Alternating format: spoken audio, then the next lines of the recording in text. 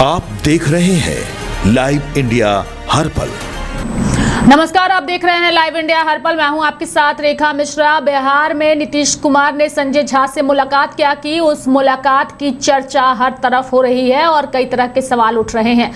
आपको बता दें कि नीतीश कुमार जो है वो अक्टूबर में एक बार फिर से बिहार की जनता के बीच उनके जाने की चर्चा तेज हो चुकी है। हमारे साथ इस पूरी खबर पर विस्तार पूर्वक चर्चा के लिए हमारे सहयोगी मनोज नारायण जुड़ चुके हैं। मनोज जी, नीतीश कुमार ने आज संजय झा से मुलाकात की है और इस मुलाकात के कई राजनीतिक मायने निकाले जा रहे हैं। क्या कुछ जानकारी है आपके पास?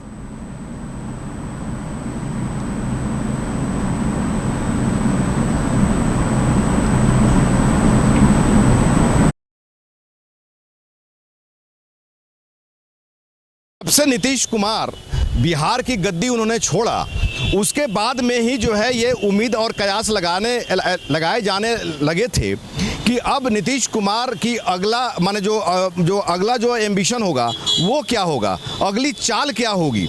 इस पर जो है जो भी राजनीतिक विश्लेषक हैं वो जो है लगातार जो है विश्लेषण करते रहे हैं। चूँकि सीएम का गद्दी छोड़ देना इतनी आसानी से ये किसी को पच नहीं रहा था, लेकिन नीतीश कुमार की सोच वहाँ से शुरू होती है जहाँ से सभी लोगों की सोच खत्म होती है। ऐसा कहा जाता है, माने कुशल राजनेता की गिनती में नीतीश कुमार शुमार हैं।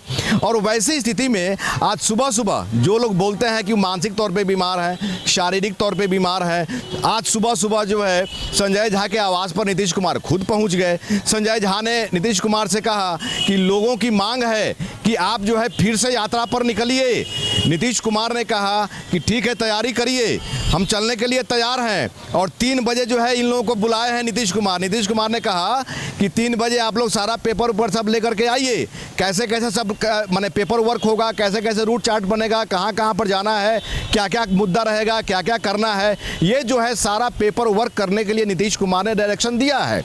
तो रेखा जी, अगर देखा जाए तो बिहार में यात्रा से जो है लाभ नीतीश कुमार को काफ़ी मिला है, काफ़ी माइलेज मिला है। सन 2000 में जब अटल बिहारी वाजपेयी केंद्र में सरकार थे, पीएम थे और बिहार में नीतीश कुमार को जो है गद्दी पे बैठाना था, लालू यादव को अपदस्थ करना था, वैसी स्थिति में उनकी सरकार जो है बहुमत के बिना गिर गई। लेकिन नीतीश कुमार हार नहीं माने और अटल बिहारी वाजपेयी भी हार नहीं माने और जो है लगातार काम करते रहे। चूँकि लालू यादव का जो कास्ट फैक्टर था, उनका जो सामाजिक जो समीकरण उन्होंने बनाए थे लालू यादव ने, उसको तोड़ना काफ़ी मुश्किल था। लेकिन नीतीश कुमार ने अपने सोशल इंजीनियरिंग से लालू यादव के सारे जो है समीकरण को ध्वस्त करने का सारा प्लानिंग कर लिया। और यही कारण है कि 2005 में ही जब चुनाव हुए तो वैसी स्थिति में 2005 में 2 विधानसभा बिहार में चुनाव हुए थे, फरवरी में और फिर उसके बाद में नवंबर में। और फरवरी में जो है बहुमत किसी को नहीं मिली, राष्ट्रपति शासन लागू हो गया। नवंबर में चुनाव होना था, तो जुलाई में ही नीतीश कुमार पहली बार उन्होंने न्याय यात्रा की शुरुआत की थी और उस न्याय यात्रा से नीतीश कुमार को काफ़ी माइलेज मिला, नीतीश कुमार की सरकार बनी। उसके बाद में नीतीश कुमार लगातार यात्रा करने लगे और अभी तक जो है वो 16 यात्राएं नीतीश कुमार कर चुके हैं। लेकिन जिस तरह से मौजूदा हालात बिहार की राजनीति में है, उसको लेकर के जिस तरह से जो चर्चा हो रही है कि नीतीश कुमार ने अपना गद्दी छोड़ दिया, लेकिन यहाँ पर जो राजनीतिक विश्लेषक हैं उन लोगों ने जो है यहाँ पर समीक्षा करना शुरू कर दिया कि वो अपने संगठन को मजबूत करना चाह रहे हैं, अपने बेटा को जो है शिफ्ट करना चाह रहे हैं ताकि जो है निशांत कुमार भी यहाँ पर स्टेबल हो जाए। तो कई एंगल से नीतीश कुमार काम कर रहे हैं, उनके पास समय काफ़ी रहेगा। अब जो है गाहे बगाहे जो है हमेशा पार्टी दफ्तर में भी पहुंच जाते हैं, पार्टी ऑफिस में देखते हैं कि काम उनका कैसा चल रहा है, नहीं चल रहा है, और संगठन पर भी वो ध्यान दे रहे हैं। और संगठन की मजबूती को ध्यान में रखते हुए वो यात्रा जो है 2026 में भी जो है उन्होंने यात्रा किया। जब सीएम का गद्दी उन्होंने छोड़ा उसके पहले भी वो यात्रा उन्होंने किया था। तो यात्रा से शुरुआत करके यात्रा पर ख़त्म करके उनकी जो है राजपाट का ये जो है अंत हुआ। तो ये फिर यात्रा कर रहे हैं, आखिर जो है यात्रा फिर जो है करने जा रहे हैं, इसके भी बहुत सारे मायने अब निकालने अब शुरू हो गए हैं कि आखिर अब जो है नीतीश कुमार काहे के लिए यात्रा करेंगे। जाहिर सी बात है कि चर्चा हो रही है कि उनको अपने बेटा को स्टेबल करना है। नीतीश कुमार के पुत्र हैं निशांत कुमार, अच्छा काम कर रहे हैं और उनको भी जो है माइलस्टोन मिलना चाहिए। और जिस तरह से वो काम कर रहे हैं तो कार्यकर्ताओं में भी उनको जो है सपोर्ट निशांत कुमार को मिलना चाहिए। निशांत कुमार भी जो है बखूबी चारों तरफ यही कहते हैं कि आप जो है, आप लोग जो है अपने कार्यकर्ताओं से कि आप लोग मेरे पिताजी का जो भी अचीवमेंट रहा है, जो भी काम करने का शैली रहा है, जो भी उन्होंने काम किया है, वो जो है जन जन तक आप लोग पहुंचाइए। वो निशांत कुमार अपने कार्यकर्ताओं से लगातार ये कह रहे हैं और नीतीश कुमार भी यात्रा करने के मूड में आ गए हैं। संजय झा ने आज जो है कहा है कि लोगों का डिमांड है आप यात्रा पर निकलिए। तो ये जो है उनकी सबसे लास्ट जो इसी साल जो यात्रा हुई थी, समृद्धि यात्रा, मतलब कि एक मैसेज था कि भाई बिहार को मैंने बहुत समृद्ध बनाया है।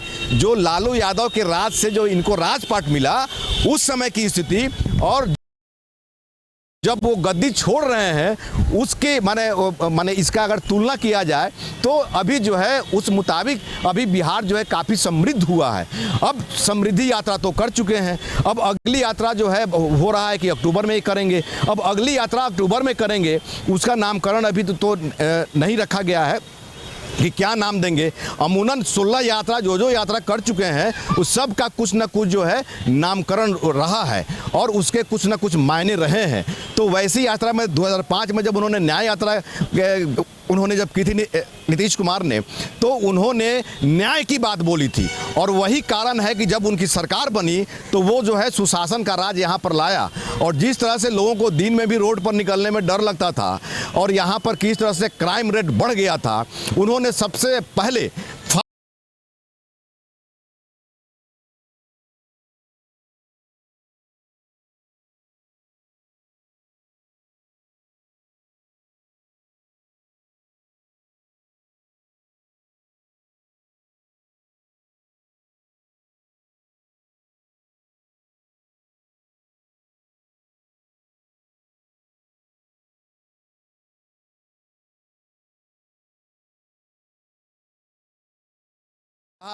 हुआ है कि सीएम रहते हुए अपने मन से उन्होंने इस्तीफा दिया। उसके बाद में अब आगे का क्या प्लानिंग होगा। चर्चा ये भी हो रही है रेखा जी कि बीजेपी की बहुत जो है मंशा थी, बीजेपी चाह रही थी, बीजेपी की चाहत थी कि बिहार में मेरा सीएम हो, और वैसी स्थिति में बीजेपी का सीएम यहाँ पर हुआ। और इसका जो है साइड इफेक्ट रेखा जी, अगर थोड़ा सा इसको हम लोग विश्लेषण करें कि नीतीश कुमार का जो मौजूदा राजनीति जो उनका जो हो रहा है उसका मायने क्या है, तो यहाँ पर जो विपक्ष वाले लोग हैं और जो चर्चा होती है कि जिस तरह से नीतीश कुमार ने अनाउंसमेंट कर दिया कि 2 लाख यहाँ पर जीविका दीदियों को दिया जाएगा रोजगार करने के लिए, अब वो पैसा फंडिंग का यहाँ पर प्रॉब्लम हुआ, या ऐसी चर्चा हो रही है कि फंडिंग का प्रॉब्लम हुआ और केंद्र सरकार जो है सपोर्ट नहीं कर रही थी। वैसी स्थिति में ये जो है इनकी प्रतिष्ठा न चली जाए, क्योंकि वो जनता से एग्रीमेंट कर चुके थे, कमिटमेंट कर चुके थे कि जो जीविका दीदियां हैं लगभग 1,56,00,000 महिलाओं के खाते में पैसा गया था, 10,000 हज़ार रुपया जो है गया था। अब उतनी महिलाओं को 2-2 लाख रुपया देना है। अगर उनको पैसा नहीं दिया जाता है तो वैसी स्थिति में नीतीश कुमार की किरकिरी होगी। और केंद्र सरकार जो है सपोर्ट नहीं कर रही थी और केंद्र सरकार बीजेपी की चाहत थी कि हमारा यहाँ पर बीजेपी का मुख्यमंत्री हो। नीतीश कुमार ने गद्दी छोड़ दिया, जो चर्चा हो रही है, और गद्दी छोड़ दिया, बीजेपी का सीएम यहाँ पर बिहार में बन गए। अब उसके बाद में जो है 2 लाख रुपया अगर जो है जीविका दीदियों के खाते में नहीं जाता है, मतलब कि जो भी लाभुक जो महिलाएं हैं उनके खाते में अगर नहीं जाता है, तो वैसी स्थिति में बीजेपी की किरकिरी होगी और महिलाएं यही कहेंगी, चूंकि महिलाओं की राजनीति, आधी आबादी की राजनीति नीतीश कुमार ने शुरू की थी। लालू यादव के जो समीकरण था, माई समीकरण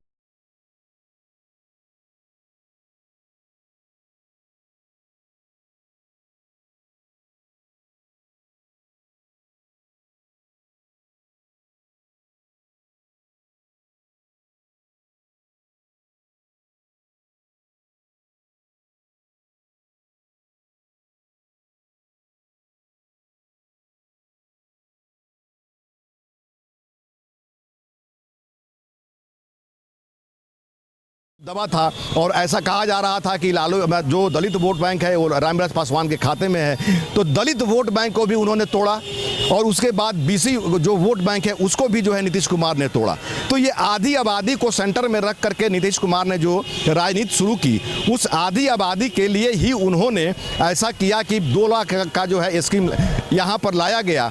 अगर जो है बीजेपी अगर ये स्कीम पूरा नहीं करती है, वैसी स्थिति में 2030 का जो विधानसभा चुनाव होगा वो जेडीयू का होगा, नीतीश कुमार का होगा। और कहीं ना कहीं लोगों के अंदर में ये बात आ रही है कि अगर 2 लाख रुपया नीतीश कुमार रहते तो 2 लाख रुपया हम लोग को मिल जाता। तो वैसी स्थिति में नीतीश कुमार के प्रति लोगों की सहानुभूति होगी। कुल मिलाकर के नीतीश कुमार जो भी काम कर रहे हैं, जो यात्रा भी कर रहे हैं, वो 2030 का जो ब्लूप्रिंट है उसमें शामिल है। नीतीश कुमार वह जनता के बीच जाते थे, जनता की समस्याओं को सुनते थे। इस बार जब वह जनता के बीच जाएंगे तो वह बिहार के पूर्व मुख्यमंत्री के तौर पर जाएंगे।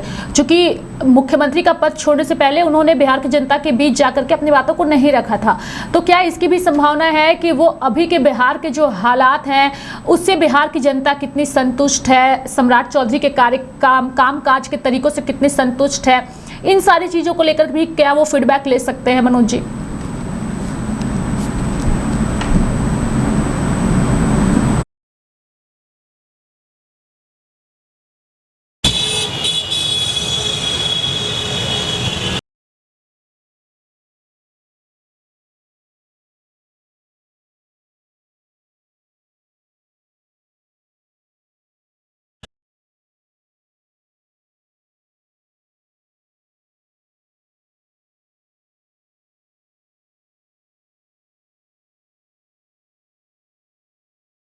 सीएम बने हैं, इसकी चर्चा जो है सब कोई करता है, सब कोई जानता है।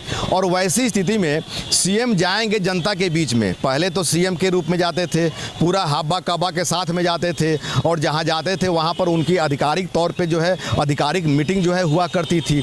लेकिन अब जो है पूर्व सीएम के तौर पे जाएंगे। जाहिर सी बात है कि कार्यकर्ताओं से भी वो मिलते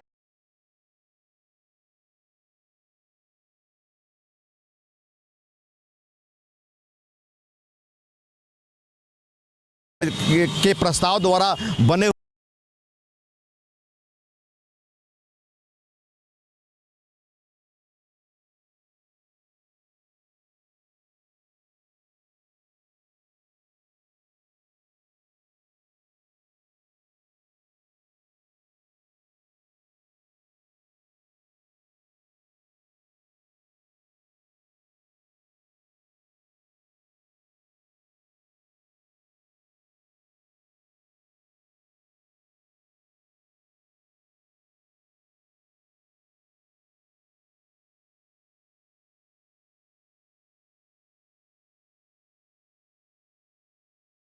सेबुल वोट बैंक है जो मायने रखता है सरकार को गिराने और उठाने में। तो उसका जो है फीडबैक जो है नीतीश कुमार लेंगे। और बांकीपुर चुनाव में जिस तरह से बीजेपी की करारी हार हुई है उसको लेकर के भी जेडीयू में कहीं ना कहीं खलबली है। सिर्फ बीजेपी में ही खलबली नहीं है, सिर्फ आरजेडी में ही खलबली नहीं है, बल्कि जेडीयू में भी खलबली है। चूंकि सम्राट चौधरी का मुद्दा प्रशांत किशोर ने बनाया था और प्रशांत किशोर अगर चुनाव जीते हैं तो जाहिर सी बात है कि जनता के बीच में सम्राट चौधरी का मुद्दा भी जो है कहीं ना कहीं आएगा। इसको लेकर के भी नीतीश कुमार के जेडीयू के अंदर में बेचैनी है, इसमें कोई अतिशयोक्ति नहीं है और इसकी चर्चा भी होती है। तो इसको लेकर के भी वो फीडबैक लेंगे कि चूंकि नीतीश कुमार ने प्रस्ताव दिया था कि सम्राट चौधरी ही सीएम बनेंगे और विपक्ष जो है लगातार हंगामा कर रही है कि सम्राट चौधरी थोपे हुए जो है यहाँ पर सीएम है। तो ये कुल मिला करके राजनीति में भी राजनीति होता है और कैसे जो है वोट बैंक को पोलराइज किया जाए, इस पर जो है राजनेता अपने अपने तरीके से अपना अपना समीकरण तमाम जानकारियां देने के लिए। तो बिहार में नीतीश कुमार को लेकर के चर्चाओं का बाजार गर्म है। जैसे ही उन्होंने संजय झा से उनके आवास पर जाकर के मुलाकात की और जैसे ही जानकारी सामने आई कि वह जनता के बीच जा सकते हैं, अक्टूबर में इसको लेकर के तैयारियां भी जो है वो अब शुरू कर दी जाएगी।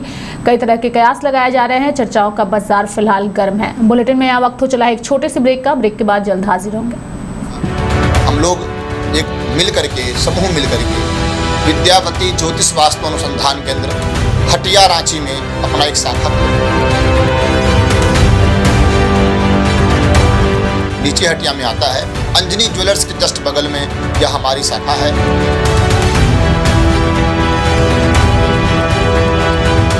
हम सब काशी से पढ़े लिखे हुए हैं, काशी के विद्वान हमारे साथ हैं। हम लोग ज्योतिष, वास्तु, न्यूमरोलॉजी और भी अनेक प्रकार के जो ज्योतिषीय विधा है, जो वर्तमान में अंधविश्वास भ्रम की ओर थोड़ा सा फैला हुआ है, आडंबर लोग कर रहे हैं, उससे हट करके जो शास्त्रीय परामर्श है, जो शास्त्र को देखते हुए वो व्यक्ति को हम लोग समाधान देते हैं। और समाधान भी नहीं देते हैं, हम लोग उस व्यक्ति से तब तक टच में रहते हैं जब तक उसका समाधान ना हो जाए।